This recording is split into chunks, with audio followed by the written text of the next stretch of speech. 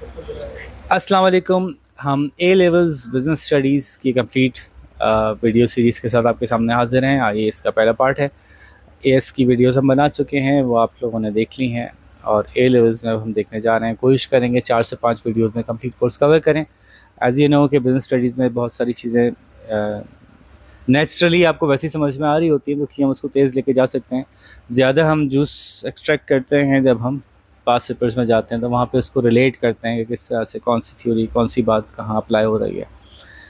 तो यूनिट 1 के chapter number 1 2 3 4 5 को हम कर चुके थे एएस में। अब 6 7 8 9 को ए लेवल्स में करेंगे। I will start with external influences on business activity. So let's start. Let me get to that page. Probably I am there. Yes. External influences on business activity. तो ये अगर सिर्फ आप सोच लेना एक दफ़ा कि what is external to a business, तो इस चैप्टर को मुझे पढ़ाने की ज़रूरत नहीं है। आप ये देखिए, ये चैप्टर यहीं से पढ़ लेंगे आप खाली। एक्सटर्नली कौन कौन इंटरवेंशन कर सकता है बिजनेस के अंदर, अरम भाई? क्या कस्टमर बिजनेस के लिए एक्सटर्नल हैं? आई डोंट नो, देखते हैं, हो सकता है, करेंगे ना इससे बात। लेकिन जो ऑब्वियस एक्सटर्नल है उसकी बात क्यों नहीं करते पहले हम? गवर्नमेंट सबसे पहले, गवर्नमेंट इन्फ्लुएंस करती है ना बैंक को, ये टैक्स दो, ये टैक्स नहीं दो, ये करो, ये काम करो, ऐसे रहो, ऐसे जियो। आपके जो प्रेशर ग्रुप्स हैं, एनजीओज हैं, आप ऐसे प्रोड्यूस करो, ऐसे प्रोड्यूस नहीं करो। फिर एक्सटर्नल इन्फ्लुएंस इन्वायरमेंट का भी है। इन्वायरमेंट का इन्फ्लुएंस समझती हैं सबा जी? बिजनेस पे इन्वायरमेंट का क्या इन्फ्लुएंस है? एक इन्वायरमेंट है जिसको आप कहते हैं इन्वायरमेंटली फ्रेंडली वाली डायरेक्शन में जब आप जा रहे होते हैं। एक इन्वायरमेंट है बिजनेस इन्वायरमेंट। चल क्या रहा है कारोबार में? ईवी आ गई है, मैं वही ऑल्टो बना रहा हूँ, या मैं वही पुरानी चीज़ें बना रहा हूँ जो कि नहीं चल रही हैं अब। तो बिजनेस इन्वायरमेंट में टेक्नोलॉजिकल चेंज आता है तो पूरा बिजनेस मॉडल चेंज होता है, उसका इम्पैक्ट है हमारे ऊपर। एक तो है ना प्रोडक्ट चेंज हो रहा है, और एक है प्रोडक्शन मेथड चेंज हो रहा है, ये भी तो है। हम हाथ से बना रहे हैं, असेंबली लाइन आ गई, हम कम्पीट ही नहीं कर पाएंगे, है कि नहीं है? तो वो भी एक्सटर्नल इन्वायरमेंट भी एक्सटर्नल इन्फ्लुएंस है। और कंपेटिटर्स एक्सटर्नल हैं, सप्लायर्स एक्सटर्नल हैं, सोसाइटी एक्सटर्नल है। एक तो वही बिजनेस एनवायरनमेंट में एक बिजनेस एंगल है, और एक उसका सोशल एंगल भी है। एक चीज़ है जो अब नहीं पसंद की जाती है, एक चीज़ है जो पसंद की जाती है। एक तरीका है जिस तरह से पहले बाय नहीं करते थे, अब उस तरीके से बाय करते हैं। पहले डिजिटल सेलिंग नहीं कर सकते थे, अब कर पाते हैं लोग। अब तो लोग जूते भी मंगा लेते हैं, हालांकि बहुत मुश्किल काम है जूता सोचना। मतलब मैं अपनी जनरेशन के बारे में सोचूं कि मैं जूता ऑनलाइन नहीं मंगा सकता, क्योंकि मैं जब तक पहनूंगा नहीं, मैं कैसे बताऊंगा कि ये जूता मुझे लेना है कि नहीं लेना है। लेकिन लेकिन लेकिन दुनिया तब्दील हो गई है। जो नए लोग हैं, नए बच्चे हैं, उनको ये समझ में आ गया है कि जूता ऑनलाइन कैसे मंगाते हैं। दे आर इक्वली सेटिस्फाइड, उसको उनको वो प्रोसेस आता है। एक तो ये कि वो ऑर्गेनाइजेशन ने सीख लिया है कि इतना स्टैंडर्डाइज कर दो कि उसको पता हो कि जो वो ऑर्डर कर रहा है उसमें से आएगा क्या। स्टैंडर्डाइज चीज़ होगी ना, तो उसको ये नहीं होगा कि पता नहीं ऐसा होगा कि नहीं होगा। उसको पता है कि अगर मैं नाइकी मंगा रहा हूँ, नाइकी का ये वाला ब्रांड मंगा रहा हूँ, उसमें यही होगा, ये feel, I know this feel. और साइजेस को उन्होंने और छोटा कर दिया है, मतलब रेंज बढ़ा दी है साइजेस की। पहले होता था कम कम गैप्स थे, अब उन्होंने मतलब 1 इंच में 8 टाइप के शूज़ निकाल दिए 1 इंच के गैप में। तो अब you can now buy a shoe closer to your foot size.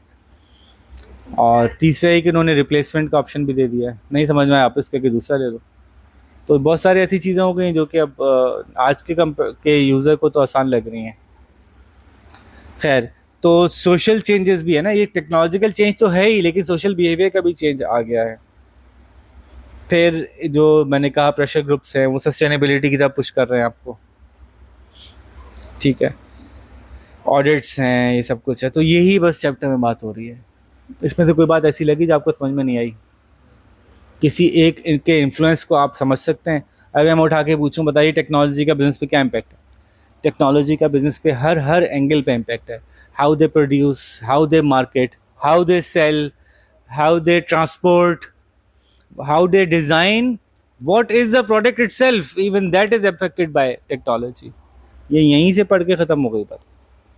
Legalities में अगर आप जाएँ तो जो आपका वो है गवर्नमेंट है, उसका क्या इन्फ्लुएंस है, कहाँ इन्फ्लुएंस करती है गवर्नमेंट?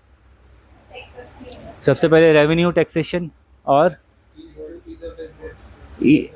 आपके मार्केट में एंट्री एग्जिट को कंट्रोल करती है गवर्नमेंट बाज़ बिजनेस में। रूल्स एंड रेगुलेशंस किस लिए होते हैं? Consumer protection laws and environmental protection laws. Consumer protection laws क्या हो सकते हैं? आप मिसलीडिंग मार्केटिंग नहीं करेंगे, आप हार्मफुल केमिकल नहीं मिलाएंगे, आप जो प्रॉमिस कर रहे हैं वही देंगे, ये कंज्यूमर प्रोटेक्शन हो गए। साइज वही होना चाहिए आपका।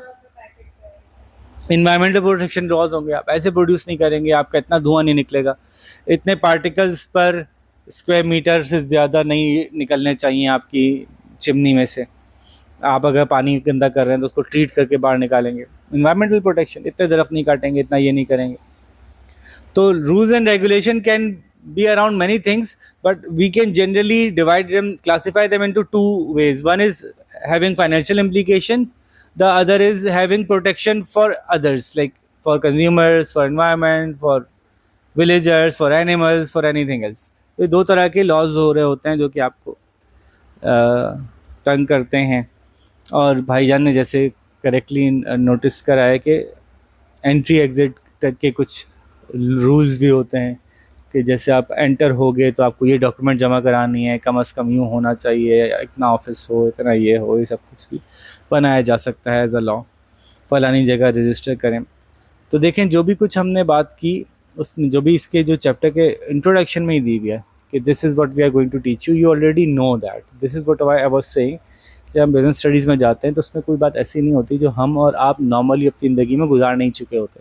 कोई टेक्निकल बात आती है उसको हम टिक करेंगे, फिर चेक करेंगे। तो let's go through political and legal influences. जैसे कि एक इन्फ्लुएंस है प्राइवेटाइजेशन या नेशनलाइजेशन।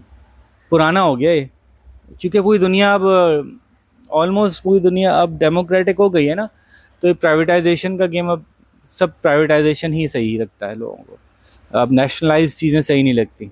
नेशनलाइज कब करते हैं हम? थोड़ी इकोनॉमिक्स से टच करें। नेशनलाइज हम कब करते हैं?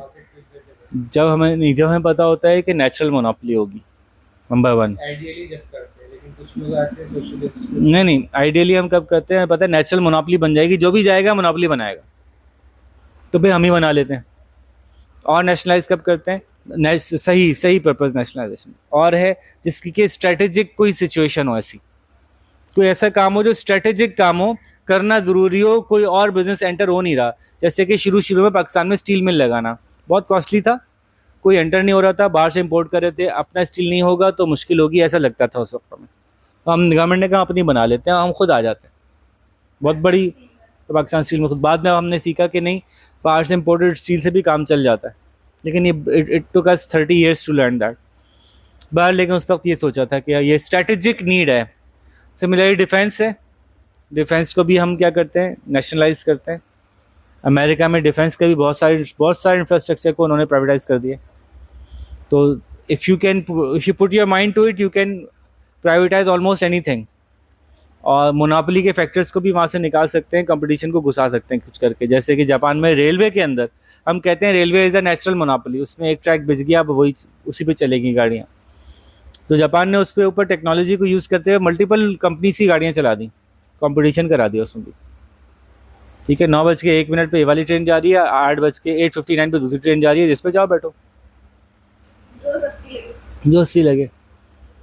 तो एक रूट पे मल्टीपल ट्रेन ऑपरेट हो रही हैं। ठीक है, तो बहरहाल बताने का मकसद ये था कि एक माइंडसेट था। लेकिन इससे नीचे आते हैं तो अब पर्सनल प्रेफरेंस आ गई। मुझे अच्छा नहीं लगता कि बहुत सारी कंपनियां प्रॉफिट कमाएं, सब गवर्नमेंट के हाथ में होनी चाहिए। ये पूरा एक माइंडसेट है, एक पूरा थीम है, सोशलिस्ट गेम है पूरा। फिर आपको कार्ल मार्क्स और आपको उधर जाना पड़ेगा कि किन ग्रैंडर फिलोसफीज़ को आपका दिमाग एक्सेप्ट करता है।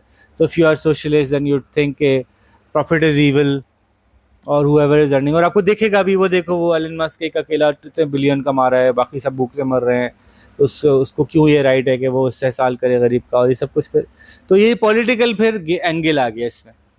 अब इकोनॉमिक एंगल से ज़्यादा इकोनॉमिक्स तो एफिशिएंसी को ड्राइव करती है ना, पॉलिटिकल एंगल भी होता है कि बिजनेस किस तरह का होगा। तो बहरहाल गवर्नमेंट इन्फ्लुएंस करने की कोशिश करती है, प्राइवेटाइज करती है या नेशनलाइज करती है। तो हमारे पाकिस्तान में एक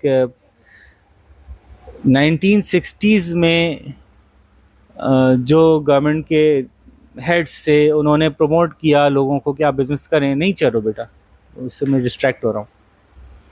1960s में गवर्नमेंट के जो हेड्स थे उन्होंने जो है वो ये तय किया कि हम पाकिस्तान में प्राइवेट बिजनेस को प्रमोट करेंगे। प्राइवेट बिजनेस की प्रमोशन के लिए जो भी इन्वायरमेंट रिक्वायर्ड होगा वो देंगे। उसको लैंड चाहिए होगी, हम सस्ती लैंड दे देंगे, बहुत ज़मीन पड़ी है। 60s की बात हो रही है, सोचें, acres and acres of land main city से पड़ी हुई थी, दे रहे हैं। फैसिलिटीज़ चाहिए, दे देंगे। वो बिज़नेस पाकिस्तान में चूँकि उस वक्त भी चीप लेबर था, आज भी चीप लेबर है, टेक्नोलॉजी वो उठा के ले आए लेटेस्ट, क्योंकि टेक्नोलॉजी इतनी कॉम्प्लिकेटेड नहीं हुई थी उस ज़माने में जितनी कॉम्प्लेक्स आज टेक्नोलॉजी है। तो टेक्नोलॉजी को वो 60s में उठा के ले आए, ख़रीद के ले आए, यहाँ तक कि टेक्नोलॉजी ड्राइव करने वाले लोग भी ले आए वो, क्योंकि अगेन ये इतनी कॉम्प्लेक्स नहीं थी कि बहुत ही आपको सोचना पड़ जाए कि हम यहाँ पे न्यूक्लियर रिएक्टर कैसे लगाएंगे। न्यूक्लियर रिएक्टर की बात नहीं हो रही, गाड़ी बनाने का कारखाना उन्होंने कहा हम बना लेंगे, उन्होंने बना लिया। बड़ी बड़ी कंपनी से बात की, एग्रीमेंट्स हुए, टेक्नोलॉजी ले आए यहाँ पे, और पाकिस्तान में मर्सिडीज़ बनने लगी। सोचो, और सैफ भुट्टो साहब आए। बड़ी बड़ी कंपनीज पाकिस्तान में इन हो गई, पाकिस्तान के अंदर बिजनेस के लिए रियल एनवायरनमेंट दे दिया गया। लेकिन वो बिजनेसमैन कौन थे? कम और बेश 25-30 बड़े लोग थे जिनके पास अपनी इन्वेस्टमेंट थी, जिनके कनेक्शंस भी थे, जिनके पास स्किल भी थी, जो बाहर से भी कनेक्टेड थे। 25-30 लोग थे ऐसे। तो एक बंदे ने अपनी गाड़ियों का पूरा एक बड़ा एम्पायर खड़ा कर लिया, दूसरे ने अपने शुगर मिल्स का एम्पायर खड़ा कर लिया, तीसरे ने ये खड़ा कर लिया, चौथे ने ये खड़ा कर लिया। तो यूं पूरे पाकिस्तान में इंडस्ट्रीज़ का बड़ा ज़बरदस्त नेटवर्क बना, और बहुत ठीक ठाक हम टेक्नोलॉजिकली आगे थे। हमारे यहाँ वो कुछ बन रहा था जो हमारे पड़ोस में नहीं बन रहा था, आसपास कहीं भी नहीं बन रहा था। Decade of progress. इतना ज़्यादा आगे थे कि एक मुल्क था, उसका नाम था साउथ कोरिया। वो लोग हमारे मुल्क में आके पूछने लगे आपने कैसे इतनी तरक्की कर लेते हैं, आप लोग इतना तेज़ जाते हैं, इतना ज़बरदस्त काम करते हैं, हमें भी सिखाइए कि आप लोगों ने किस तरह से ये करते हैं, आप लोग कैसे प्रोग्रेस अचीव किया आपने। तो मतलब एक बड़ा इंस्पिरेशनल किस्म का हमारा स्पीड थी। लेकिन एक फिलॉसफी है, वो ये है कि ये ही 20 ख़ानदान पूरे मुल्क में सबसे ज़्यादा पैसा कमा रहे हैं, इनको बंद कर दो, ये गासिब हैं, ये लूट रहे हैं, ये कम खा जाएंगे मुल्क को। ठीक है, एक्चुअली देखने में आया है कि जब कितना भी डेमोक्रेटिक कर दो, कितना भी अच्छा कर दो, कुछ भी कर लो, अगर आपको प्रोग्रेस करवानी है तो प्रोग्रेस को कोई बिजनेसमैन लीड कर रहा होगा, बिजनेसमैन लीड करेगा तो पैसे कमा रहा होगा, ये रुक नहीं पाएगा। ये तो चेक हो गया, गवर्नमेंट अकेली प्रोग्रेस को लीड नहीं कर सकती, आपको दिमाग चाहिए जो कि आपको स्पीयर हेड करे अपने ज़ाती प्रॉफिट के लिए, वो नई से नई चीज़ लेके आए, तभी ये प्रोग्रेस होती है। गवर्नमेंट नहीं कर पाती, देख लिया इंसानियत ने, गवर्नमेंट अकेले नहीं कर पाती। तो बाहर लेकिन 1970s में हमारी एक गवर्नमेंट आई, उसने कहा कि ये सब बहुत जुल्म कर रहे हैं लोगों पे, इन सब की जितनी भी इंडस्ट्रीज है ना, जितने दिमाग हैं सबको बंद कर दो, एक इदारा बनाओ, एक इदारा बनाओ, वो एक इदारा ये 500 इंडस्ट्री संभाल लेगा, सबके डिसीजन मेकिंग वही करेगा, सबकी लेबर को नेशनलाइज करो, गवर्नमेंट का लेबर हो जाएगा, उन सबको हैंडल करेगा, उन सबको मोटिवेट करेगा, उन सबकी स्ट्रेटेजी बनाएगा, सबकी सेल्स, सबकी परचेज, सबकी प्राइसिंग सब हम अकेले कर लेंगे, एक इदारा कर लेगा। बस उस वक्त वो था ना कि ये ईवल लोग हैं इसलिए ऐसा कर रहे हैं। आपने बिजनेस शुरू किया वाला आप छुट्टी आपकी और घर जो पैसे से बख्ता हमारा हो गया। तो अब जो है वो जब आप नेशनलाइज कर लेते हैं तो फिर हमने इस बात को देखा, 30 साल तक हमने भी देखा कि इनएफिशिएंसीज कैसे होती हैं, किस्सा करप्शन होती है। जब प्रॉफिट मोटिव ना रहे तो कहता है फ़र्क की फ़र्क पैदा है ना, कि 1 घंटे में बनाओ या 50 घंटे में बनाओ, इससे की फ़र्क पैंदा ऑर्गेनाइजेशन को प्रॉफिट तो लेना ही नहीं है। नहीं, और वो अगली दफा बिजनेस आने से पहले 100 दफा सोचेंगे कि नेशनलाइज में होगी नहीं। वो तो एक अलग ही गेम है। वो ये सोचेंगे कि ज़्यादा काम करके ज़्यादा प्रोड्यूस कर दिया तो अगले साल भी बनाना पड़ेगा, तो हल्का रखो हाथ। क्योंकि वो बहुत से बहुत आपसे देखेंगे तो आपसे कहेंगे प्रोडक्शन कितनी हुई पिछले साल जितनी क्यों नहीं हुई, आप हल्का कर दो, चोरियां करो, चीज़ें गायब करो, की फ़र्क पैंदा है? कौन देख रहा है? जो देख रहा है थोड़ा उसको भी दे दो, उसका जेब से थोड़ी जा रहा है।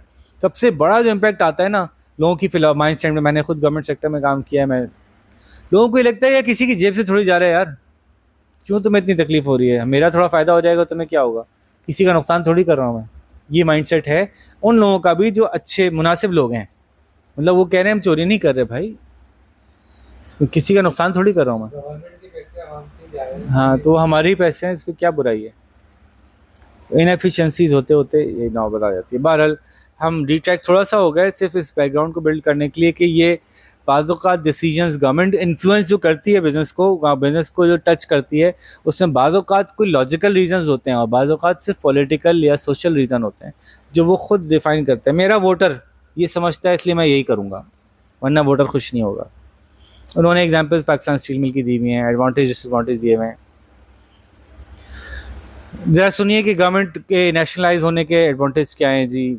गवर्नमेंट का पूरा कंट्रोल होगा इंफ्रास्ट्रक्चर पे, गवर्नमेंट पॉलिसी बनाएगी कितना अच्छा होगा, गवर्नमेंट प्राइवेट कंपनीज की तरह ऑपरेट नहीं करेगी, कंज्यूमर को एक्सप्लॉइट नहीं करेगी, अच्छी गवर्नमेंट गवर्नमेंट जो है वो इकोनॉमी ऑफ स्केल को अचीव कर लेगी, 50 इंडस्ट्रीज एक जैसी, सब में एक जैसे रिक्वायर्ड होंगे, टूल्स एक जगह टूल खरीदेंगे सब जगह इस्तेमाल होंगे।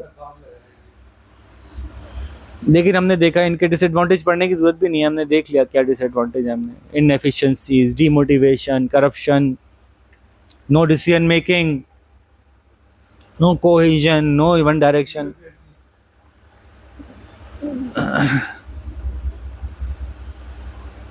ठीक है, अब बात करते हैं कि गवर्नमेंट के जो लॉज हैं वो किसी कंपनी को कहाँ कहाँ इम्पैक्ट कर सकते हैं। तो उसमें से एक इम्पैक्ट है एम्प्लॉयमेंट पॉलिसीज़ पे इम्पैक्ट करते हैं गवर्नमेंट के लॉज। यस, आप किसी को मिनिमम वेज से नीचे परमानेंट हायर नहीं कर सकते। ध्यान में आ रहा है? मैं क्लिक करता जाता हूँ, आप बताते हैं यस ओके, और अगर आपको उससे पहले कोई ध्यान में आ जाए तो आप बता दें। ये रूजबाजी। गवर्नमेंट के इम्पैक्ट एम्प्लॉयमेंट पॉलिसीज़ पे क्या क्या होंगे? सैलरीज पे इम्पैक्ट आएगा, इससे कम पैसे नहीं। पाकिस्तान में कितनी है मिनिमम वेज? 38,000। ओके, उससे नीचे किसी को तो परमानेंट हायर नहीं कर सकते, कॉन्ट्रैक्ट पे कर सकते हैं। और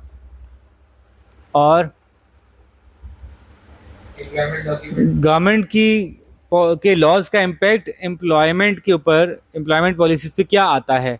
वर्किंग आवर्स पे आता है, वर्किंग कंडीशन पे इम्पैक्ट आता है, ऐसी वर्किंग कंडीशन नहीं होनी चाहिए, ऐसी होनी चाहिए। मिनिमम वेज तो बता दिया आपने। उनको यूनियन बनाने के लिए इजाज़त देने का लॉ है, अनफेयर डिसमिसल के अगेंस्ट लॉ है। हॉलीडे एंड पेंशन, उनकी वो TADA, उनका वो travelling allowance, travelling and lodging allowance, और उनको जो है वो sick leaves, maximum working hours in a week कितने होंगे, ये सब गवर्नमेंट तय करती है।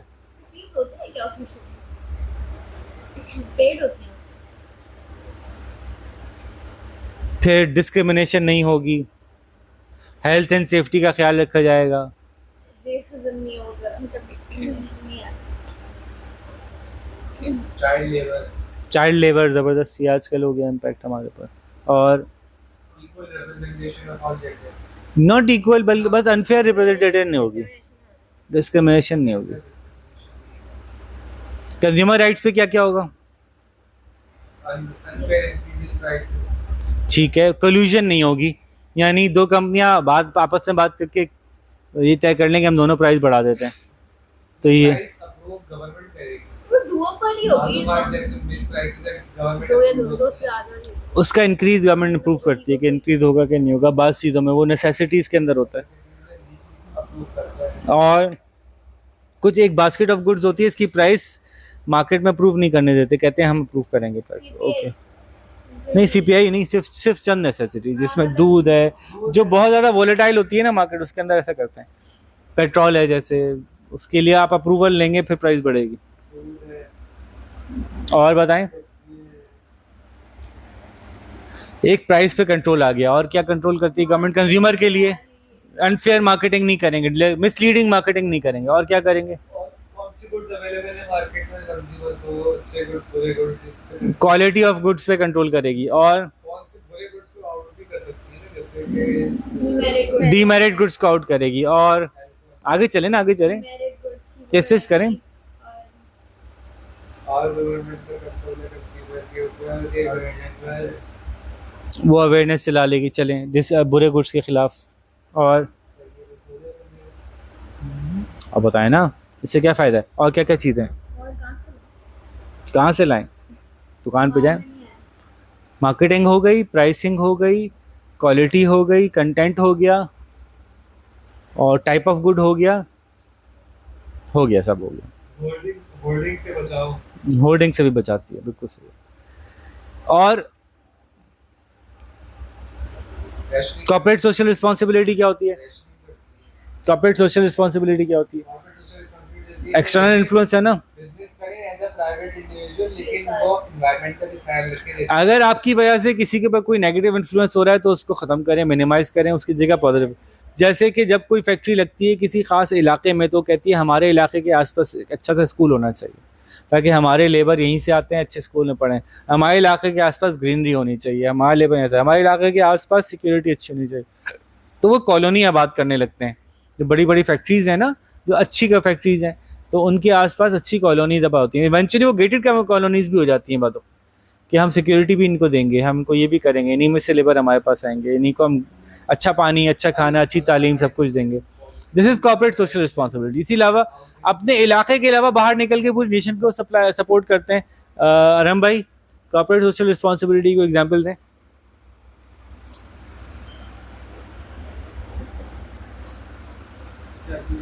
कॉर्पोरेट सोशल रिस्पॉन्सिबिलिटी के एग्जाम्पल दें कि जब बिजनेस को ये मजबूर किया जाए कि तुम अपनी सोसाइटी जिसमें ऑपरेट कर रहे हो इसके लिए तुम भी रिस्पॉन्सिबल हो, तो तुम क्या क्या करोगे, वो क्या क्या करेगा? ये तो पोल्यूशन फैलाना शुरू किया था, वो तो गवर्नमेंट ने सख्ती कर दी थी। उसके अलावा बदतमीजी नहीं कर रहा, वो अच्छा बिजनेस है, प्रोडक्शन तो ठीक से कर रहा है, लेकिन उसके बाद भी उससे कह रहे हैं और रिस्पॉन्सिबल बनो, सोसाइटी को बेहतर बनाने में हमारी मदद करो। तो वो कैंपेन चलाता है, जी चलो जी ऐसे करते हैं कि आप हमारा हर बैग ख़रीदें, हर बैग के ऊपर 2 रुपये हम फलानी ऑर्गेनाइजेशन को देंगे, उनसे उनका वो बनेगा, donate a toy, donate a book, donate a lunch. अपने एम्प्लॉयज़ के लिए, यानी अपने क्लोजर सर्कल पे काम करें, ठीक है, लेकिन वाइडर सर्कल पे भी काम करते हैं लोग। जर्मनी में क्या उन्होंने कंपल्सरी किया था कि कुछ मतलब जो बड़ी कंपनीज हैं उनको अपने एम्प्लॉइज को कुछ ऐसे के कम्युनिटी सर्विस में भी जाना, जैसे एम्बुलेंस चलाते हैं, फायर ब्रिगेड चलाते हैं जी। उससे भी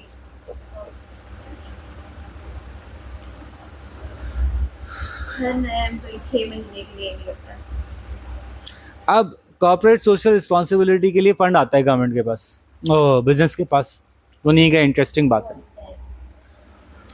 कॉर्पोरेट सोशल रिस्पॉन्सिबिलिटी में हमने कहा एक मेडिसिन कंपनी है, हम डॉक्टर्स को ज़्यादा अवेयर करेंगे, डॉक्टर्स को ज़्यादा ट्रेन करेंगे, डॉक्टर्स ज़्यादा नॉलेजेबल हों, सोसाइटी का बहुत फ़ायदा है। आप डॉक्टर साहब को हम मलेशिया भेज रहे हैं, जाइए। हम पाकिस्तान के डॉक्टर को मलेशिया भेजा 5 दिन के ट्रिप के लिए, वापस आ गए, फिर कहा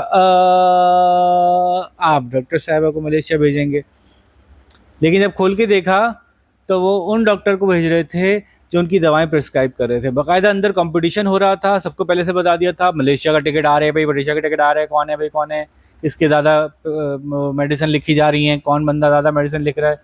तो डॉक्टर्स के आसपास के मेडिकल स्टोर से बाकायदा डेटा जमा किया जाता है कि जिस डॉक्टर की प्रिस्क्रिप्शन ज़्यादा आएगी, ये कंपटीशन फलाने साहब जीते इस दफ़ा, फिर वो जाएंगे, वही दिए जा रहे हैं भाई, जो भी ख़राब है, लेकिन तुम्हें मल्टीविटामिन तो चाहिए ही है, वो तो तुम ले लो, हर बात में मल्टीविटामिन तो बनती ही है तुम्हारी, ठीक है।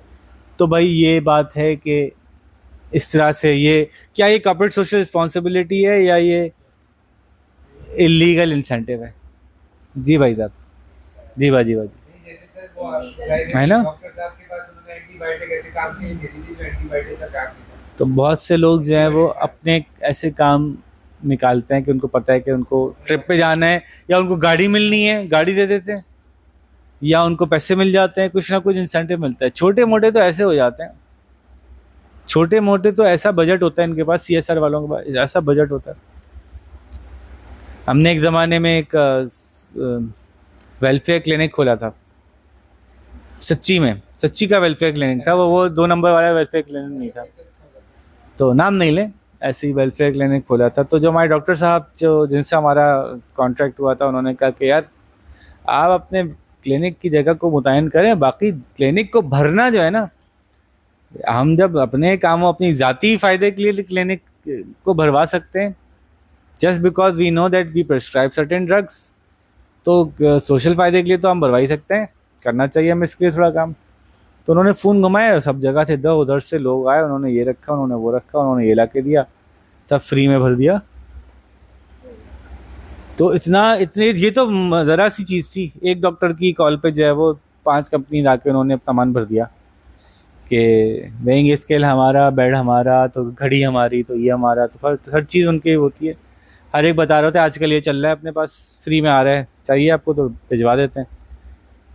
बहरहाल तो ये भी एक एंगल है, तो इसमें ये ध्यान में रखना चाहिए कि लीगल इंसेंटिवाइजेशन भी एक इसमें होता है।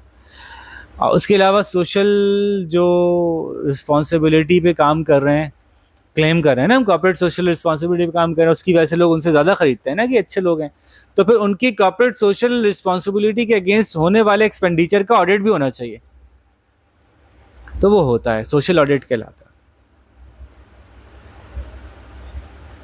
लीगल रिक्वायरमेंट नहीं है कि आप सोशल ऑडिट कराएं अपना, लेकिन जो करा लेता है वो कम से कम ये दिखाता है कि मैंने 10 करोड़ रुपए खर्च किए, इसमें से 1 रुपया भी अपने फ़ायदे के लिए खर्च नहीं किया, ये यहाँ सोसाइटी पे खर्च हुआ।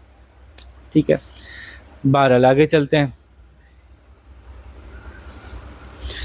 हमारा जो सोशल ऑडिट है उसके अंदर मज़ीद जो चीज़ें इंक्लूड हो सकती हैं, एक कंपनी अपना सोशल ऑडिट खुद प्रेजेंट कर दे, तो वो ये भी दिखाती है कि हमारे इस साल में हमारे ऑर्गेनाइजेशन के अंदर कितने एक्सीडेंट हुए, हमारे कितने वर्कर्स ऐसे थे इनको कंपनसेशन मिली, फेयर वेज मिली, उनके एम्प्लॉय बेनिफिट्स की ये स्कीम दी गई उनको, इतने लोगों को जो है वो हमने वो इंश्योरेंस क्लेम करवा के दिया, इतना जो है हमने सैलरी इंक्रीज़ किया, जो भी सोशली जो भी उनको लगता है कि हमें दिखाना चाहिए, तो इस तरह का।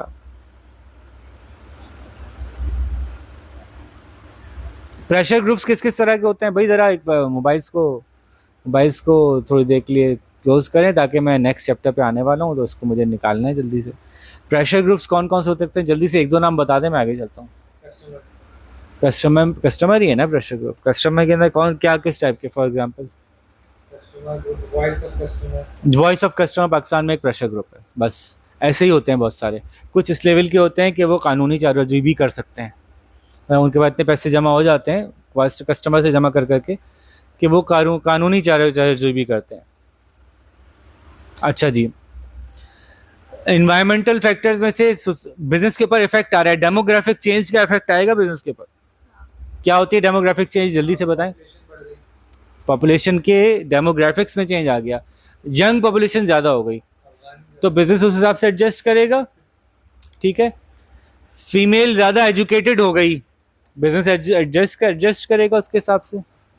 समझ में आ रही है बात? अच्छा, एक है लोकल चेंज इन डेमोग्राफिक्स, एक है इंटरनेशनल चेंज इन डेमोग्राफिक्स। अब हमारा मुल्क खुल गया है, बाहर से ट्रेड हो सकती है, अचानक से डेमोग्राफिक्स चेंज हो जाएंगी। Now who are we selling to, who is our customer now, what are their mindset. तो ये बिजनेस के ऊपर लोकल जी, उसमें एज भी आती है, उसके अंदर माइंडसेट भी आता है, जेंडर भी आती है, क्लास भी आता है।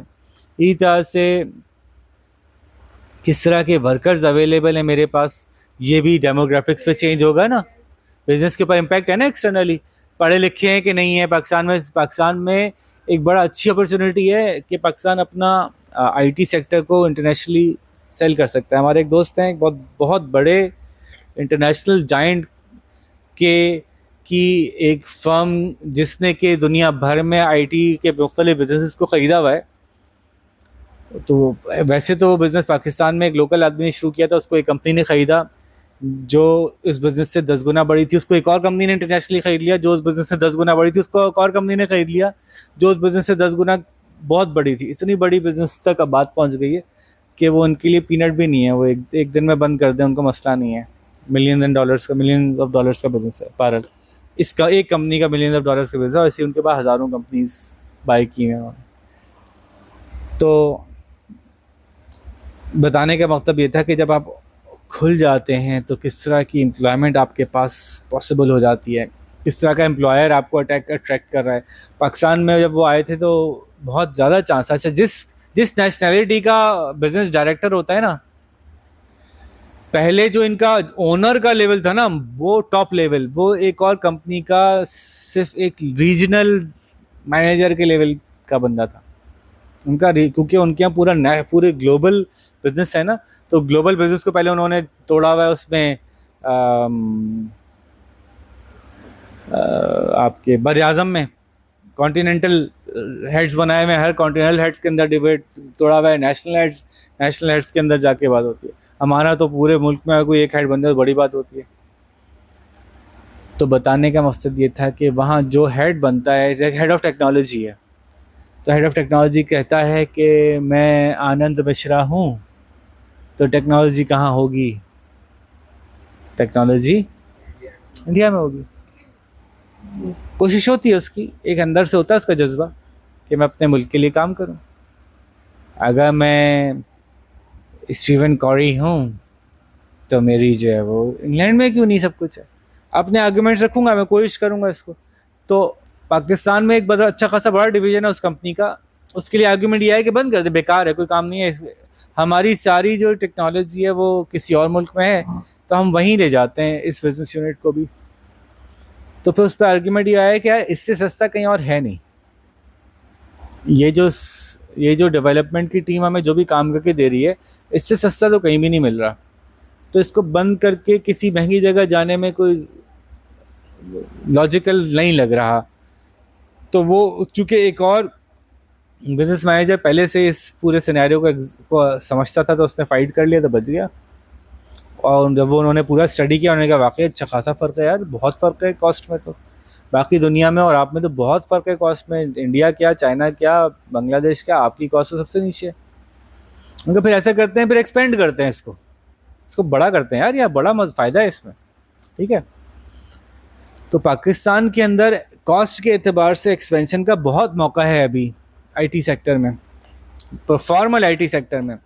प्रॉब्लम कहाँ है? जब वो एक्सपेंड करने जाएंगे तो फंस जाएंगे। कहाँ जाएंगे, कहाँ क्यों फंसेंगे?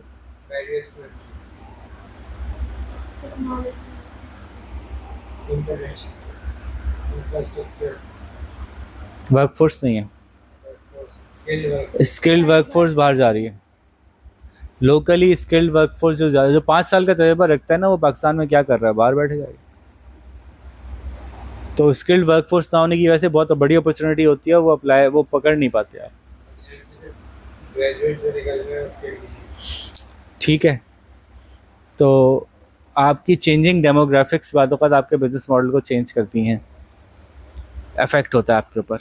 ये सारे बैकग्राउंड इसलिए बता रहा हूँ कि आपको केस स्टडी से लिंक करने में थोड़ी आसानी हो। तो टेक्नोलॉजी का बिज़नेस के ऊपर हर तरह का इम्पैक्ट है, डिमांड साइड से इम्पैक्ट है, प्रोडक्शन पे इम्पैक्ट है, कम्युनिकेशन पे इम्पैक्ट है, मार्केटिंग पे इम्पैक्ट है। ये सारी बातें हम कर चुके हैं।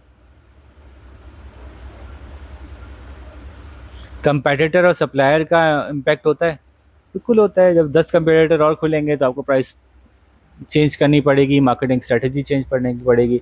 सप्लायर काम का नहीं होगा, गड़बड़ करेगा, अच्छा रॉ मटेरियल नहीं देगा तो आपको प्रॉब्लम होगा। और अगर वो आपसे फाइट करेगा कि नहीं जी हम आपको जो है वो प्राइसिंग चेंज करेंगे, आपके ऊपर इन्फ्लुएंस आएगा। तो ऑफ कोर्स इन सब चीज़ों का इन्फ्लुएंस हमारे बिज़नेस के ऊपर होता है। अब डिपेंड करता है कि केस स्टडी में हमसे क्या पूछा जा रहा है, उससे हम रिलेट कर देते हैं। ठीक है जी, तो ये हमारा एक्सटर्नल इन्फ्लुएंस का ऑलमोस्ट कवर हो गया। Let me just go through the whole chapter की कुछ चीज़ मिस तो नहीं करनी मैंने। अच्छा जी, इंटरनेशनल भी कुछ इम्पैक्ट्स हैं इन्होंने कहा, आपको पता है इंटरनेशनल इम्पैक्ट्स हैं। पाकिस्तान में फुटबॉल बनती थी, बीच में बंद हो गई थी बनना, फिर दोबारा बनना शुरू हुई। क्यों? इंटरनेशनल बायर ने कहा था चाइल्ड लेबर है, हम ये फुटबॉल नहीं ख़रीदेंगे। ठीक है, तो इंटरनेशनल फैक्टर का इम्पैक्ट होता है भाई। इंटरनेशनल सेक्टर आपके लिए बहुत कुछ ख़रीदने का बाइस बनता है और बहुत कुछ अपनी स्ट्रेटजी चेंज करने का बाइस वनता है। मजबूरी है आपकी, आपके लिए बहुत बड़ी मार्केट भी खुलती है और आपका प्रोडक्शन स्टाइल भी चेंज होता है। सही है। इंटरनेशनल सेक्टर की वजह से बहुत सी टेक्नोलॉजी नहीं भी आती है, जैसे कि दुनिया भर में इलेक्ट्रिक व्हीकल्स आ गई, हमारे यहाँ भी आ गई, इम्पोर्ट हो गई। तो ये एक बड़ी बात थी, हमारे यहाँ नहीं बन रही, बाहर से आ गई, अब तो बन भी रही है। आर्टिफिशियल इंटेलिजेंस पूरी दुनिया ने डिस्कवर की, पाकिस्तान में वैसी आ गई, फ्री में मिल गई हमको। हमारी लोकल डिस्कवरी नहीं है ये, हमारी लोकल प्रोडक्शन नहीं है आर्टिफिशियल इंटेलिजेंस की, लेकिन हम इस्तेमाल कर रहे हैं, तो ये हमें एक एडवांटेज मिल गया। यू कंज्यूमर भी चेंज हो गया उसकी वजह से, कंज्यूमर की अवेयरनेस, कंज्यूमर के इम्पैक्ट चेंज हो गए, प्रोड्यूसर के अंदर भी चेंज आ गया, वर्कफोर्स भी चेंज हो गई। डिजिटल प्लेटफॉर्म मिल गया, हमने नहीं बनाया, हमने फेसबुक नहीं बनाया, लेकिन हमें मार्केटिंग की नई जगह मिल गई, कंज्यूमर नई जगह से हम पकड़ सकते हैं। अब हम अमेज़ॉन पे जा सकते हैं, अब हम शॉपिफाई पे जा सकते हैं, दराज आ गया हमारे यहाँ। There are ways to go to Amazon. तो मल्टीनेशनल दूसरे मुल्कों में आती हैं, ये भी एक्सटर्नल इन्फ्लुएंस है। हमारी मल्टीनेशनल दूसरे मुल्क में जाती है, ये भी एक्सटर्नल इन्फ्लुएंस है, एक दूसरे के ऊपर हम इन्फ्लुएंस रखते हैं। मल्टीनेशनल का लोकल कंपनीज पे क्या इन्फ्लुएंस है, पीछे पढ़ा था हमने, बाकायदा पेपर में क्वेश्चन भी आया था इसका, याद है आप लोगों को? बीएस में पेपर में क्वेश्चन आया था कि अगर एक मल्टीनेशनल इस कंपनी इस मुल्क में आती है तो इस कंट्री की कंपनी को क्या फ़ायदा होगा, क्या नुकसान होगा? कंपटीशन तो बढ़ेगा, प्राइस लेवल तो नीचे आएगा, लेकिन एक ये कि हमारे पास अगर मल्टीनेशनल रिलीज करेगी तो ट्रेंड वर्कफोर्स हमें मिल जाएगी। तो बहुत सारे एंगल से हमने बात की थी कि एक जी पेपर में आया था आपके, ठीक है। और बिजनेस के डिसीजंस के ऊपर आखिरी बात, सस्टेनेबिलिटी का इम्पैक्ट भी है, दोनों तरह से इम्पैक्ट है। एक, अगर वो सस्टेनेबल नहीं बनाएगी, यानी इन्वायरमेंटली फ्रेंडली नहीं बनाएगी, तो लोग भागेंगे, छोड़ के चले जाएंगे, उसका बैड नेम होगा, उसको बुराई करेंगे, उसको आहिस्ता आहिस्ता गवर्नमेंट पेनल्टी लगाएगी। लेकिन वो इन्वायरमेंटली फ्रेंडली बनाएगी तो क्या नुकसान होगा?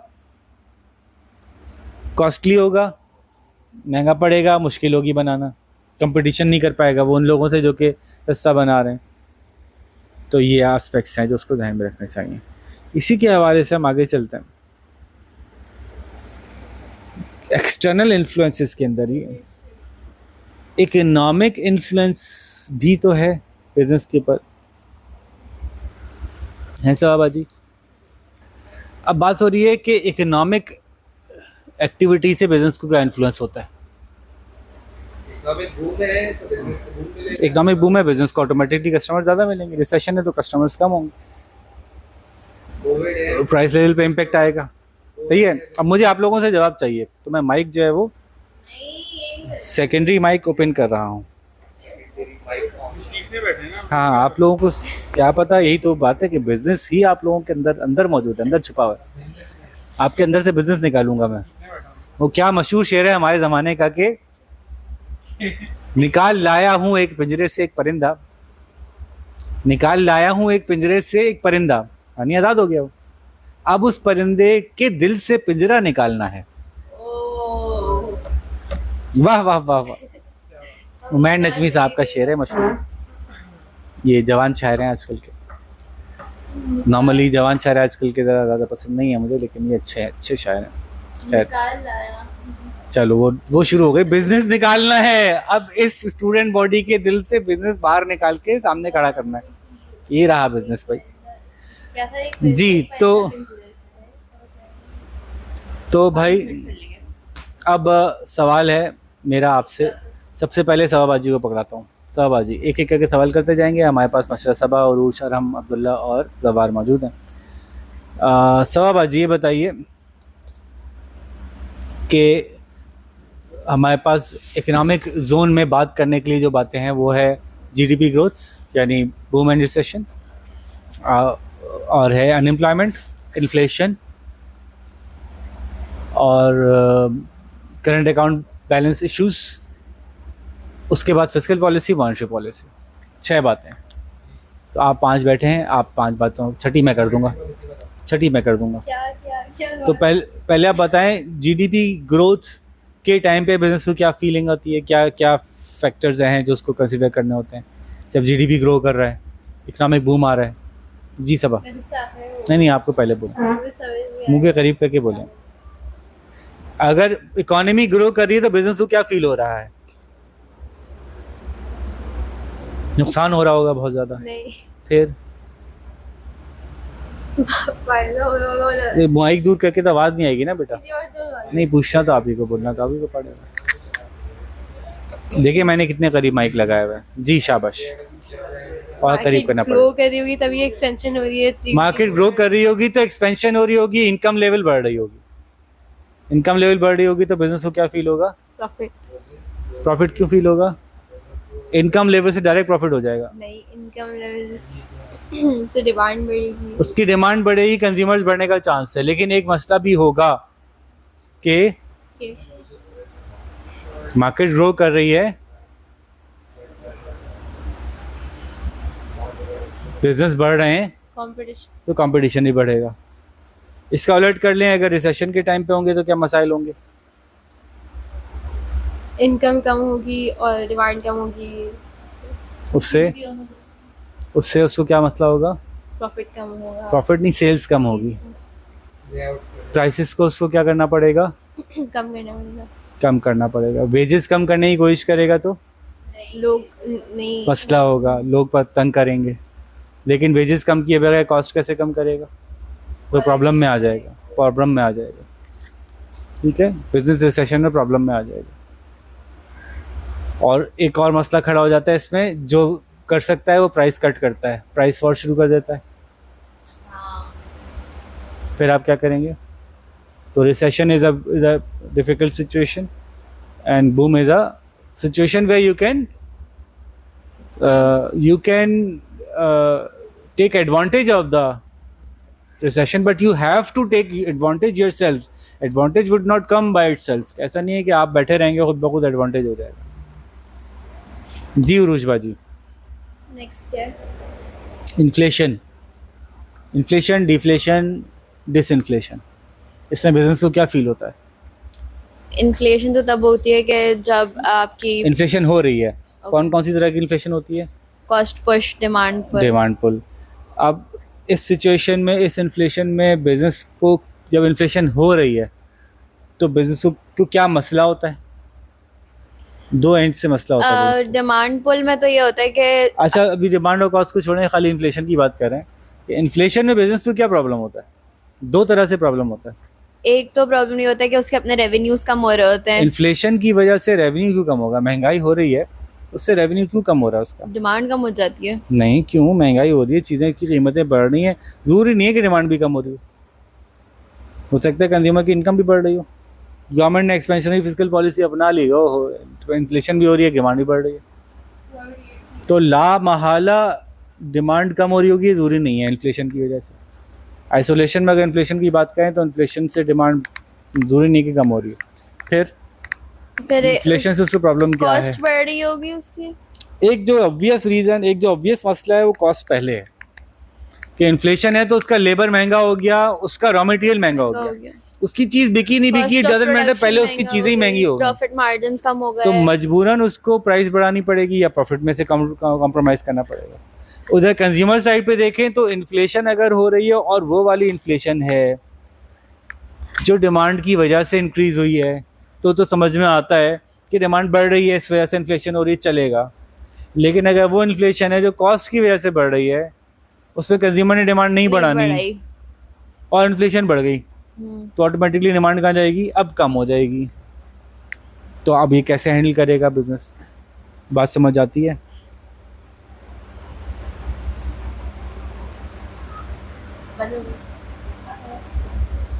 I don't know. वीडियो तो चल रही है apparently। चलो। जी, तो इन्फ्लेशन के ज़्यादा होने से तो मसला समझ में आया। इन्फ्लेशन जब कम हो रही है तो क्या मसला होगा? इन्फ्लेशन कम हो, गिर जाएगा। नहीं, पहले रेवेन्यू ना गिराएं। पहले मैंने कहा हमेशा पहले कॉस्ट पे जाया करें बिजनेस। चीजें सस्ती हो जाएंगी जब और इन्फ्लेशन कम हो रही है तो उसको एक फ़ायदा फील होगा कि उसकी चीजें सस्ती हो उसका जाएंगी, लेबर, उसका रॉ मटेरियल कम कॉस्ट सस्ता ऑफ हो जाएगा, प्रोडक्शन कम हो जाएगी। कम हो जाएगी, प्रॉफिट मार्जिन बढ़ने का चांस है। हाँ। लेकिन अगर इन्फ्लेशन डिमांड की वजह से कम हो रही है तो फिर नेगेटिव prices इफेक्ट नीचे लानी पड़ेंगी। हाँ, डिमांड ही नहीं रही, प्राइस नीचे आनी, तो अब उसका फिर एक मसला आएगा। ठीक है, तो दोनों तरफ देखना पड़ेगा कि इन्फ्लेशन क्यों हो रही है और क्यों कम हो रही है। और एक इम्पैक्ट ये भी है कि गवर्नमेंट की उसमें क्या क्या एक्शंस हैं, क्योंकि जब इन्फ्लेशन होगी तो गवर्नमेंट कुछ हरकत करेगी, फिर उसका भी एक इम्पैक्ट आएगा उस पर। वो इम्पैक्ट हम देखेंगे फिजिकल मॉनेटरी पॉलिसी में। जी अब्दुल्ला भाई, आपके दोस्त आपका साथ छोड़ गए, कुदरत ने उनको अपनी तरफ बुला लिया, कुदरत को प्यारे हो गए। अब आप ये बताइए कि अनएम्प्लॉयमेंट का बिजनेस पे क्या इम्पैक्ट है? अनएम्प्लॉयमेंट हमेशा लिंक्ड होगी किसी और बड़ी कॉज से जिसकी वजह से अनएम्प्लॉयमेंट हो रही है। बिजनेस पे क्या इम्पैक्ट है? अनएम्प्लॉयमेंट ज़्यादा होगी तो बिजनेस के ऑप्शंस टू चूज ज़्यादा होगा लेबर का। अगर मार्केट में अनएम्प्लॉयमेंट ज़्यादा हुई भी है तो बिजनेस को सस्ता लेबर मिल सकता है। ये एक क्रूड सी बात है, सुनने में अच्छी नहीं लग रही, लेकिन ये एक फैक्ट रियलिटी है। 100 लोग अप्लाई करेंगे एक जॉब पे, आपकी मर्जी है। लेकिन उसका दूसरा एंगल भी है, अनएम्प्लॉयमेंट ज़्यादा हुई भी है तो बिजनेस, अब आप कॉस्ट से गए ना, अब इस साइड से आए तो अब तो अनएम्प्लॉयमेंट लोगों ज़्यादा के होगी पास तो पैसे नहीं होंगे आपकी चीज़ें खरीदने की। प्रोडक्शन के बाद आपकी सेल्स के पर इम्पैक्ट आ जाएगा, लोग जी। खरीद नहीं रहे होंगे। मॉनेटरी पॉलिसी को बताऊँ, नहीं, पॉलिसी नहीं बताएं अभी। हाँ, अनएम्प्लॉयमेंट अभी हुई, अनएम्प्लॉयमेंट कम हो रही होगी तो क्या होगा? अनएम्प्लॉयमेंट कम हो रही होगी तो लोगों के पास पैसे बढ़ रहे होंगे, वो डिमांड बढ़ाएंगे, तो प्रोडक्ट तो सेल ज़्यादा होंगे, लेकिन आपको लेबर महंगा मिलेगा। लेबर महंगा मिलेगा। ठीक है, लेबर के अंदर आपको फिर मसला होगा कि लोग एम्प्लॉयड होंगे, इसका- पैसे ज़्यादा देने पड़ेंगे। तो हर चीज़ के दो एंगल्स हैं ना, कंज्यूमर साइड से भी है, प्रोडक्शन साइड से भी है। अच्छा, इकोनॉमिक्स का एक एंगल है। फिस्कल पॉलिसी, अब गवर्नमेंट इन चीज़ों को कंट्रोल करने के लिए फिस्कल पॉलिसी अडॉप्ट करती है, इन्फ्लेशन कम करने के लिए, अनएम्प्लॉयमेंट कम करने के लिए, जीडीपी की जो ग्रोथ है उसको बढ़ाने के लिए। बस टैक्स लगाती है, टैक्स हटाती दो ही है, एंगल है फिस्कल खर्चा पॉलिसी, करती है, खर्चा टैक्स कम है करती और है। उसके अपने एक्सपेंडिचर्स हैं। हाँ। जी, गवर्नमेंट के टैक्स बढ़ाने और कम करने से बिजनेस को फर्क पड़ता है। गवर्नमेंट के टैक्स बढ़ाने से बिजनेसेस को नुकसान होगा, उनका रेवेन्यू का एक हिस्सा गवर्नमेंट ले जाएगी। है। टैक्स, लेकिन टैक्स बढ़ाने से गवर्नमेंट जो है आपका नॉर्मल कंज्यूमर्स पे भी फर्क पड़ेगा, नॉर्मल कंज्यूमर्स की इनकम टैक्सेस भी डिडक्ट होंगी, तो उनके भी डबल इम्पैक्ट आएगा, डिस्पोजेबल बिजनेस का प्रॉफिट कम होगा और कंज्यूमर की डिमांड कम होगी, दोनों काम हो रहे होंगे। दोनों काम। टैक्सेस हटाएगी, रोजगारी सुन रही है ना, टैक्सेस हटाएगी तो बिजनेस को भी इंसेंटिव मिलेगा और कंज्यूमर को भी इंसेंटिव तो मिलेगा। डबल इम्पैक्ट आएगा कंज्यूमर के ऊपर। टैक्स हट गया तो बिजनेस का प्रॉफिट भी बढ़ा, और ऊपर से कंज्यूमर के ऊपर टैक्स हटा तो कंज्यूमर ने डिमांड करना बढ़ा दिया। जबकि तो- दूसरी साइड पे अगर देखें गवर्नमेंट एक्सपेंडिचर हाँ। को, तो गवर्नमेंट एक्सपेंडिचर, लेकिन अगर गवर्नमेंट ने वो टैक्स जो लगाया था उसको वापस इस्तेमाल कर लिया सब्सिडी देने में, सब्सिडी देने में, या फिर आप कोई प्रोजेक्ट्स बनाना शुरू कर दिए जिसकी वजह से बिजली एम्प्लॉयमेंट सस्ती क्रिएट हो होगी, गई, लोगों को जॉब्स मिलेंगी, लोगों की इनकम बढ़ेगी, लोगों की डिमांड बढ़ेगी, एज ए इंडस्ट्री पूरी गवर्नमेंट डिमांड करेगी सीमेंट की। तो इतना आइसोलेशन में इसका मतलब हम नहीं कह सकते खाली टैक्स का मसला। लेकिन ये इस बात को इंश्योर करना पड़ेगा कि गवर्नमेंट जो टैक्स ले रही है वो लगाए भी, या सिर्फ वो खाते हैं तो लगाते भी तो हैं। डेट पेमेंट्स में निकल गया सारा खर्चा। अच्छा, हाँ, ये है कि डेट सर्विसिंग में निकल गया तो दायरे आप लगाएंगे कहाँ फिर आप। ओके, तो आप ये कह रहे हैं कि अगर इंफ्रास्ट्रक्चर बनाने में लगा देगी तो बिजनेस हो सकता है कि एडवांटेज आ जाए बिजनेस को, वापस से कंज्यूमर भी ज़्यादा डिमांड करने लगे क्योंकि वो इंफ्रास्ट्रक्चर बनाने में उसके लेबर इस्तेमाल हुआ, उसके पैसे बढ़े, और प्रोड्यूसर को जो है कॉस्ट सेविंग हो जाए क्योंकि बिजली सस्ती हो गई। अब मॉनेटरी जी जवाहर भाई, पेमेंट आएगा ना इनके ऊपर। आने दें, क्या हुआ, अब उनकी भी तो बारी आएगी, कुदरत से फ़ायदे होके आएंगे ना एक दिन। जी जवाहर भाई बताएं कि मॉनेटरी पॉलिसी के दो ही एंगल हैं, इंटरेस्ट रेट, मनी सप्लाई, कमो बेश सिमिलर से इम्पैक्ट हैं। एक में interest rate money supply expansion create करती है, एक में कॉन्ट्रैक्शन क्रिएट करती है। एक्सपेंशन क्रिएट कर रही है गवर्नमेंट अगर, तो मतलब मनी सप्लाई बढ़ा रही है, इंटरेस्ट रेट कम कर रही है, इससे क्या बिजनेस को फर्क पड़ेगा? इंटरेस्ट रेट कम होगा तो जो है लोगों की डिमांड बढ़ेगी, लोगों की डिमांड बढ़ेगी, सेविंग्स कम करेंगे लोग, ठीक है। इन्वेस्टमेंट बढ़ जाएगी। कौन बढ़ाएगा Producer side इन्वेस्टमेंट? से हम loans प्रोड्यूसर वगैरह ही हैं, मिलेंगे। हमारी बात ही हो रही है, Loans बिजनेस साइड से वगैरह बात कर रहे हैं तो हमारी ही बात हो रही है कि हमारी कॉस्ट ऑफ प्रोडक्शन कम हो जाएगी। क्यों कम हो जाएगी? क्योंकि लोन्स आसानी से मिल जाएंगे, लोन सस्ते कम मिलेंगे, इंटरेस्ट पे। इंटरेस्ट रेट कम हो जाएगा, मनी एक्सपेंड हो गई होगी तो हमें पैसा आसानी से मिल जाएगा, बैंक रिलक्टेंट नहीं होंगे पैसे देने में। इसका उलट कर लें, अगर मनी सप्लाई कम कर दी जाए और इंटरेस्ट रेट बढ़ा दी जाए तो बिज़नेस को दो इम्पैक्ट्स क्या आएंगे। बिजनेस की कॉस्ट बढ़ जाएगी, इधर से कॉस्ट बढ़ेगी क्योंकि लोन जो ले रहा था वो महंगा हो और गया, डिमांड भी कम हो जाएगी। उधर से कंज्यूमर भी एक्सपेंडिचर कम कर देगा क्योंकि उसको लोन लेना महंगा पड़ रहा है तो वो भी मार्केट में कंज्यूम कम कर रहा और सेविंग पे चले जाएगा वो। है। जी जनाब अरहम भाई, आखिरी पॉइंट आपके पास आया हमारा। सवाल है हमारा कि गवर्नमेंट जब करंट अकाउंट बैलेंसेस को सही करने की कोशिश करेगी तो बैलेंस ऑफ पेमेंट्स में एक सेक्शन होता है करंट अकाउंट जिसमें एक्सपोर्ट और इंपोर्ट को देखा जाता है।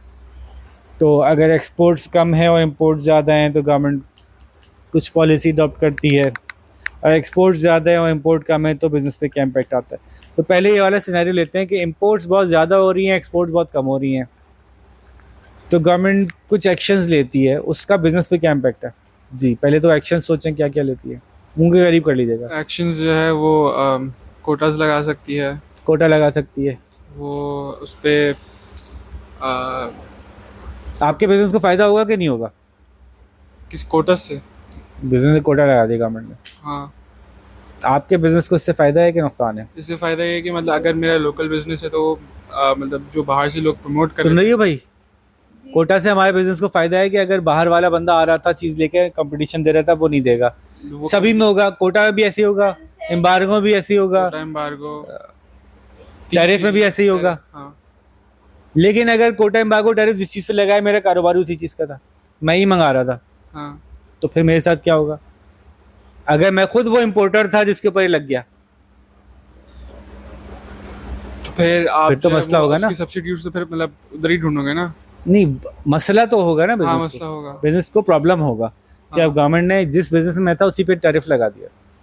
तो ये डिपेंड करता है कि which side of the tariff you are sitting, सही। तो उसके बाद पता चलेगा कि टैरिफ का आपके ऊपर क्या इम्पैक्ट होगा। या गवर्नमेंट सब्सिडी दे रही है, हाँ, तो अगर आपका बिजनेस वो है जिसको सब्सिडी मिली तो आपको फ़ायदा हो जाएगा, अगर आपका बिजनेस वो है जिसके अगेंस्ट चीज़ की सब्सिडी मिल गई आपको नुकसान हो जाएगा। एक और गेम करती है गवर्नमेंट, जब आपने इम्पोर्ट के ऊपर जोर दिया, इम्पोर्ट्स कम थी, एक्सपोर्ट्स इम्पोर्ट्स ज़्यादा थी, एक्सपोर्ट्स कम थी, आपने इम्पोर्ट्स पे जोर दिया, एक्सपोर्ट पे जोर देते हैं तो क्या होगा। जोर मतलब गवर्नमेंट, आपने जिस गवर्नमेंट का जिक्र किया वो गवर्नमेंट इम्पोर्ट ज़्यादा और एक्सपोर्ट कम होने के लिए इम्पोर्ट को कम कर रही है। एक ऐसी गवर्नमेंट हो सकती है जो कह रही है इम्पोर्ट को छोड़ो, एक्सपोर्ट बढ़ाते हैं। हाँ, अगर वो एक्सपोर्ट बढ़ाने की कोशिश करेगी तो बिजनेस पे क्या इम्पैक्ट होगा। आप मतलब आप अगर आपका बिजनेस ग्रो करेगा, अगर गवर्नमेंट एक्सपोर्ट बढ़ाने की कोशिश करेगी तो आपका बिजनेस ग्रो करेगा, गवर्नमेंट आपको इंसेंटिव देगी डिपेंडिंग के आपका बिजनेस उस जोन में है या जिसकी नहीं। एक्सपोर्ट बढ़ाई जा रही है या नहीं है। लेकिन ओवरऑल एक्सपोर्ट बढ़ाने की जितनी भी कोशिशें होती हैं सभी को फ़ायदा होता है, सभी को फायदा होता है। क्योंकि उसमें इंफ्रास्ट्रक्चर बेहतर करते हैं, बिजली सस्ती करते हैं, रिबेट्स देते हैं। ठीक है, तो करंट अकाउंट बैलेंसेस को करेक्ट करने की पोजीशन में आपके बिजनेस पे इन्फ्लुएंस होता है, डिपेंड करता है कि आपका बिजनेस किस जोन में कौन सी खड़ा position है, पे है। कौन सी इंडस्ट्री में ऑपरेट कर रहा है। ये पूरा चैप्टर हमारा हो गया। अगले चैप्टर की बात करते हैं। देखिए, हम चैप्टर के अंदर नहीं गए और हमने बाहर से पूरा चैप्टर निपटा लिया। एक्सचेंज रेट पॉलिसी से आपके ऊपर कोई इम्पैक्ट पड़ेगा, ये बात इसमें रह गई रम भाई। एक्सचेंज रेट पॉलिसी से क्या है गवर्नमेंट ने अपना एक्सचेंज रेट कम कर दिया या बढ़ा दिया, कंट्री का। तो इससे कोई फ़र्क पड़ेगा। हाँ, कब पड़ेगा। अगर डॉलर मतलब डॉलर नहीं, अगर हमारा जो भी कंट्री की जो करेंसी है अगर वो हमारी सस्ती हो करेंसी गई- गिर गई, हाँ, बाहर की करेंसी महंगी हो गई, हमें क्या फ़र्क पड़ेगा। हमें ऐसे फ़र्क पड़ सकता है पॉजिटिवली कि मतलब लोगों को लगेगा हमारे पास लाइक चीज़ें सस्ती हैं तो वो लोग हमसे आएंगे। लेंगे, लेकिन उस वक्त फ़र्क पड़ेगा जब हम वो चीज़ बनाते होंगे जो बाहर से लेने वाले आते हैं। हाँ, महंगी हो जाएगी इम्पोर्ट एक्सपोर्ट सस्ती होंगी तो बाहर से लोग आके हमसे खरीदेंगे, लेकिन उस वक्त खरीदेंगे जब हम एक्सपोर्ट जोन में होंगे, वो उन चीज़ों हाँ। को बनाते होंगे जो बिकती होंगी। अगर नहीं बना रहे होंगे तो फिर हमें डबल नुकसान हो रहा होगा। और अगर हम चीज़ें इंपोर्ट करने वालों में से हुए तो हमारा बिजनेस में नुकसान होगा हाँ, कि यार अब हमारा तो महंगी हो गई इंपोर्ट, पेट्रोलियम एक्सपोर्ट में थे, महंगी हो गई पेट्रोलियम एक्सपोर्ट इंपोर्ट हमारी। ठीक है, तो एक्सचेंज रेट का भी, पॉलिसी का भी हमारे बिजनेस पे इम्पैक्ट है। जी, वापस आते हैं हम, अब हम बात करते हैं बिजनेस स्ट्रेटजी के ऊपर। अच्छा, अब जो हमारा नेक्स्ट चैप्टर है उसमें चूंकि टेक्निकल कुछ पॉइंट्स ऐसे हैं जिनको हमें चैप्टर की डेप्थ में जाना पड़ेगा। शॉर्ट एनालिसिस है जो कि हम करेंगे, बिजनेस स्ट्रेटजी के मुख्तलिफ एनालिसिस हैं, तो उसके लिए थोड़ा सा हमें चैप्टर की डेप्थ में जाना पड़ेगा। 8 और 9 चैप्टर जो है वो थोड़ा तफसील से होगा, तो हम फिर upon the request of our students इसको यहाँ पे ब्रेक कर रहे हैं वीडियो को, ताकि उसको हम फिर नए सिरे से स्टार्ट करें। लेकिन इसका मतलब ये नहीं होगा कि हम Upon the 5 दिन request of से the ज़्यादा इस student, पे the लेंगे। bill has passed. हमें इन एनी केस 5 दिन में कोर्स निपटाना है, तो hopefully will meet you tomorrow इंशाल्लाह विद द नेक्स्ट चैप्टर्स। अपना ख्याल रखिएगा। अल्लाह हाफिज़।